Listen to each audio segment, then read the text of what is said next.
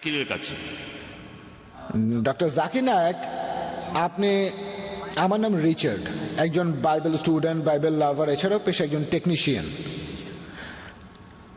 আপনি বললেন যে বাইবেলে আছে যীশু খ্রিস্ট বলেছেন তারা দেবদূতের মতো হবে, আধ্যাত্মিক শরীর দেবদূতের মতো। এছাড়াও আপনি বললেন যে বাইবেলে নাকি কোথাও বলা নেই যে যীশু পুনরুত্থিত হয়েছিলেন। আমি এখানে মাত্র একটা বলছি, অনেক আছে। ম্যাথিউ 16:21 বলছে, আর সেই সময় থেকেই যিশু তার শিষ্যদের বলেছেন যে কিভাবে তিনি জেরুজালেমে যাবেন, কিভাবে তার উপর অত্যাচার করা হবে, তারপর মারা গিয়ে তিনি তৃতীয় দিনে পুনরুত্থিত হবেন। এই কথা আছে 3 বার, সবগুলো গসপেলেই বলা হয়েছে। শুধু তাই নয়, এছাড়াও বাইবেল বলছে কিভাবে তিনি ক্রুশবিদ্ধ হয়েছিলেন 6 ঘন্টা ধরে, কিভাবে মারা গেলেন। তখন বলেছিলেন এল্লাহ আমাসাবাক্তানি। এখানে তিনি বাইবেলের ভবিষ্যৎবাণীটা পূরণ করেছেন। আর দেখবেন যে 4টা গসপেলই বলছে তার মৃত্যু, সমাধি আর পুনরুত্থান সম্পর্কে। এখন বললেন যে যিশু মিথ্যা বলেন না, তিনি আধ্যাত্মিক শরীরের কথা বলছিলেন, সেটা আলাদা কথা। আত্মার রূপ এক জিনিস, আধ্যাত্মিক শরীর আরেক জিনিস। কখনো কখনো আমরা দেবদূতের চেয়ে ভালো, কখনো পশু চাইতেও খারাপ। আসলে যিশুর পুনরুত্থানের ব্যাপারটা আলাদা। আমি আসলে এখানে কোনো তর্ক করতে আসিনি, আমি এসব জেনেছি ঈশ্বরের অসীম করুণায়। আর আমি আপনার 14টা প্রশ্নের সবগুলোর উত্তর দিতে পারবো। একদিন আমি ইসলামিক রিসার্চ ফাউন্ডেশনে এসে আপনার সবগুলো প্রশ্নের উত্তর দেবো, বিতর্ক করার জন্য না, আমি আনন্দের সাথেই বলবো। আর কথাটা সত্যি, ট্রিনিটি শব্দটা বাইবেলে নেই, শব্দটা নেই, কিন্তু যীশু খ্রিস্ট ঈশ্বর, এই কথাটা আমি আপনাকে বিভিন্নভাবে প্রমাণ করে দিতে পারি। আপনাকে আমি এটা দেখিয়ে দিতে পারি। আমার কাছে এখানে কিছু লিফলেট আছে, বাইবেলের মধ্যে অঙ্কের বিস্ময়কর খেলা আছে। এটা প্রমাণ হয় যে বাইবেলই সত্যি, এটাই প্রমাণ, বাইবেল পারফেক্ট। তাই আমার কাছ থেকে আপনারাও কালেক্ট করে নিতে পারেন বাইবেলের সত্যতার প্রমাণ। আপনার প্রশ্নটা, আমার প্রশ্নটা হলো, যীশু খ্রিস্ট অনেকবারই বলেছেন তিনি মারা যাবেন, তারপরে পুনরুত্থিত হবেন। আপনাকে আমি আরো অনেক উদ্ধৃতি দিতে পারি। 20 অধ্যায়ের 19 অনুচ্ছেদ বলছে যীশু খ্রিস্ট ক্রুশবিদ্ধ হয়ে মারা যাবেন, তারপর তৃতীয় দিনে যীশু খ্রিস্ট আবার পুনরুত্থিত হবেন।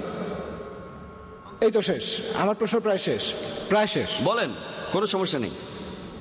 প্রশ্ন শেষ হয়েছে? হ্যাঁ, আমি একটু ব্যাখ্যা করলাম। কোনো সমস্যা নেই ভাই, আমাদের আইআরএফ এ প্রতি রবিবার প্রোগ্রাম হয়। বাইবেলেই সব কিছুর উত্তর আছে, অন্য কোনো ধর্মে নেই। রবিবার আমরা আইআরএফ এ প্রোগ্রাম করে থাকি, ঠিকানাটা আপনি জেনে নিন। প্রত্যেক রবিবার সকাল 10:30। সেখানে আমার লেকচার শেষ হলে আপনি যে কোনো প্রশ্ন করতে পারেন, এমনকি কোরআনের সমালোচনা করতে পারেন, কোরআনের বিরুদ্ধেও বলতে পারেন, সমস্যা নেই। আপনার কথা সাদরে গ্রহণ করবো, আমরা আলোচনা করতে চাই, একে অন্যকে ভালোভাবে বুঝতে চাই। ভাই, বাইবেল নিয়েও জিজ্ঞেস করতে পারেন, সমস্যা নেই। আমি বাইবেল সম্পর্কে আপনাকে জানাবো। হ্যাঁ, অবশ্যই বলবেন। যেমন একটু আগে বললেন ভাই, একটু আগে গসপেল অফ ম্যাথিউ থেকে উদ্ধৃতি দিলেন। কোন উদ্ধৃতি? যিশু বলেছেন তিনি মারা যাবেন, তারপর উত্থিত হবেন। তিনি নিজেই বলেছেন, আমিও মানি, আমরা সবাই মানি যে তিনি মারা গিয়ে উত্থিত হবেন, দ্বিতীয়বার আসার পর মারা গিয়ে উত্থিত হবেন।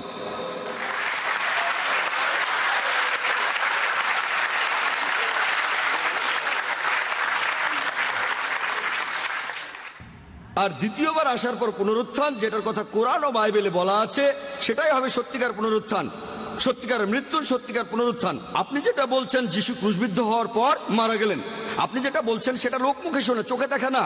আমি জানি কিছু লোক বলছিল আমরা তাকে মৃত দেখেছি, সৈন্যরা বলছিল সেটা। বাইবেলে দেখবেন গসপেল অফ জন 9 অধ্যায়, আমি উদ্ধৃতি দিচ্ছি, গসপেল অফ জন 19 নম্বর অধ্যায় 33 অনুচ্ছেদ, আমরা তাকে মৃত ভেবেছিলাম। যেমন প্যাস্টর মনে করেছিল মেয়েটা মারা গেছে, তিনি আরো বললেন তিনি এক্সপার্ট না, একজন সাধারণ মানুষ। তাহলে একইভাবে সৈন্যরা তাকে মৃত ভেবেছিল। এখন চিকিৎসা বিজ্ঞানে দেখেন, ডাক্তারদের স্টেথোস্কোপ লাগে নারীর স্পন্দন বোঝার জন্য, এছাড়া বিভিন্ন machine, ECG, EEG, heartbeat, brain, তারপর ডাক্তাররা ভুল করে। এই পেপার কাটিং গুলো দেখেন, এগুলো নিউজ আর্টিকেল। একজন লোক 3 ঘন্টা মৃত ছিল, তারপর আবার জীবিত হয়েছে 3 দিন। অনেক, এটা দক্ষিণ আফ্রিকায়, ফিলিপিন্সে অনেক কেস আছে। ডাক্তার পরীক্ষা করেছে যন্ত্রপাতি দিয়ে, এখানে সাধারণ সৈন্যরা পরীক্ষা করে বলছে, তার মানে এ না তিনি মৃত। আগে আমার উত্তরটা শোনেন, তারপর লাইনের পেছনে গিয়ে আরেকটা প্রশ্ন করবেন, অথবা রবিবার আইআরএফ এ আসবেন। তাহলে এই কথাগুলো লোকমুখে শোনা, তিনি আসলে মারা গিয়েছিলেন কিনা প্রমাণ দিয়েছি। 14টা পয়েন্ট, আপনি বললেন সবগুলোর উত্তর দিতে পারবেন, কিন্তু একটার উত্তর দেননি। তিনি ছিলেন জীবিত, জীবিত, জীবিত। তার মানে তিনি পুনরুত্থিত হননি। তিনি একদিন পুনরুত্থিত হবেন, আমিও মানি, প্রত্যেক মুসলমানই মানে। দ্বিতীয়বার যখন তিনি আসবেন, সেবার পুনরুত্থিত হবেন। আর পবিত্র কোরআন বলছে, সূরা মাইদার 116 ও 117 নম্বর আয়াতে উল্লেখ আছে, যিশু বলেছেন যে হে আল্লাহ, তুমি এখানে সাক্ষী, আমি তাদের কখনোই বলিনি আমার উপাসনা করো বা আমি আল্লাহ, বরং আমি বলেছি আবদুল্লাহ আল্লাহর ইবাদত করো, রাব্বি ওয়া রাব্বুকুম, তিনি আমাদের সকলের প্রভু। যীশু খ্রিস্ট সেটাই প্রচার করেছেন যেভাবে আল্লাহ তাআলা নির্দেশ দিয়েছেন। তিনি বলেছেন তোমরা শুধু এক আল্লাহর ইবাদত করবে, নিজেকে তিনি আল্লাহ বলেননি। আমি এই কথা আগেও বলেছি, গোটা বাইবেলে স্পষ্ট করে আপনি কিছুই পাবেন না। আপনি বললেন বাইবেলে নাকি এমন কথা আছে, যিশু বলেছেন তিনি ঈশ্বর। গোটা বাইবেলে স্পষ্ট করে বলা আছে, এমন কথা কোথাও পাবেন না যেখানে যিশু তার নিজের মুখে নিজেকে ঈশ্বর দাবি করেছেন আর বলেছেন আমার উপাসনা করো। হ্যাঁ, তিনি আবার আসবেন, তিনি আবার আসবেন। কি জন্য?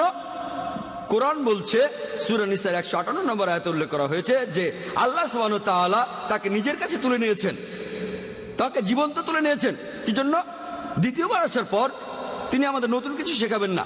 পবিত্র কোরআনের সূরা মাইদা 3 নম্বর আয়াতে আছে, আজ তোমাদের দিনকে পূর্ণাঙ্গ করলাম, ইসলামকে তোমাদের দিন করলাম, তোমাদের জন্য বিশ্বাস পূর্ণাঙ্গ করলাম। নতুন কিছু তিনি শেখাবেন না।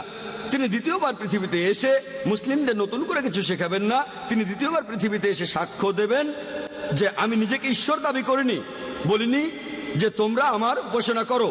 এ কথাটা গসপেলেও বলা হয়েছে, দ্বিতীয়বার আসার পরে লোকজন সবাই বলবে হে প্রভু, হে প্রভু, আমরা কি আপনার নামে সব অলৌকিক কাজ করিনি? যিশু তখন তাদের বলবেন তোমরা অন্যায়কারী, তোমরা পাপী, তোমরা এখান থেকে চলে যাও, আমি তোমাদের চিনি না। তিনি এ কথা কাদের বলবেন? মুসলিমদের, হিন্দুদের, খ্রিস্টানদের। তোমরা আমার নামে অলৌকিক কাজ করেছো, তোমরা এখান থেকে চলে যাও, আমি তোমাদের কাউকে চিনি না। যীশু খ্রিস্ট দ্বিতীয়বার যখন আসবেন সেই সময় পবিত্র কোরআনের সূরা ইমরানের 185 নম্বর আয়াতে উল্লেখ করা হয়েছে কুল্লু নাফসিন যায়কাতুল মউত, জীবমাত্রায় মৃত্যু স্বাদ গ্রহণ করিবে। যিশু মারা যাবেন সাধারণ মানুষের মতোই, তারপর ইনশাআল্লাহ পুনরুত্থিত হবেন তিনি। আমরাও অপেক্ষা করছি রোজ কিয়ামতের আগে যিশু এই পৃথিবীতে আসবেন। আশা করি উত্তরটা পেয়েছেন।